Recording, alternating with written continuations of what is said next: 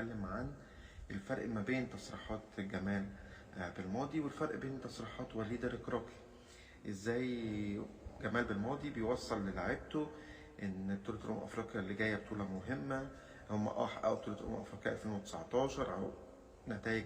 غير جيدة في بطولة افريقيا 2022، عدم التأهل لكأس العالم، عايزين يعودوا الى الساحة مرة اخرى، ينافسوا مرة أخرى على الساحة القارية، عكس تصريحات وليد الإكراكي اللي كنا بنتكلم عنها امبارح، اللي بيتكلم وبيقول إن منتخب يعني المغرب آخر إنجاز عمله كان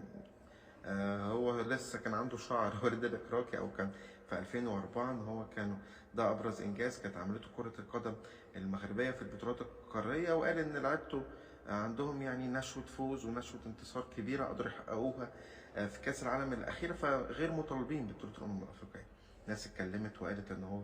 بيرفع الضغط، وناس تانية اتكلمت وقالت ان وليد الإكراكي يعني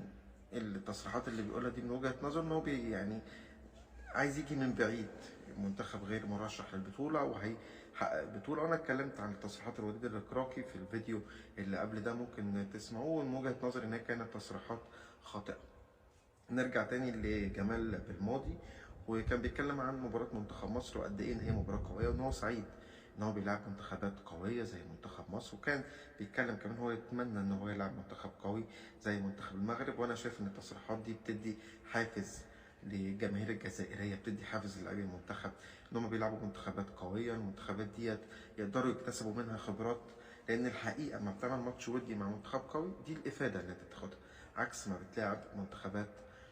ضعيفة. كمان جمال بالماضي داخل بطولة الأمم الأفريقية القادمة، داخل بينافس بشدة، شايفين التشكيلة اللي متواجدة حاليا، اللعيبة الجدد اللي بتنضم لصفوف منتخب الجزائر، وأنا شايفهم واحدة واحدة هيبدأوا يندمجوا مع بعض، الأسماء الجديدة في المباريات الودية وفي ماتشين تصفيات كأس العالم. لا، منتخب الجزائر هيدخل بطولة الأمم الأفريقية القادمة وله حظوظ كبيرة، والدوافع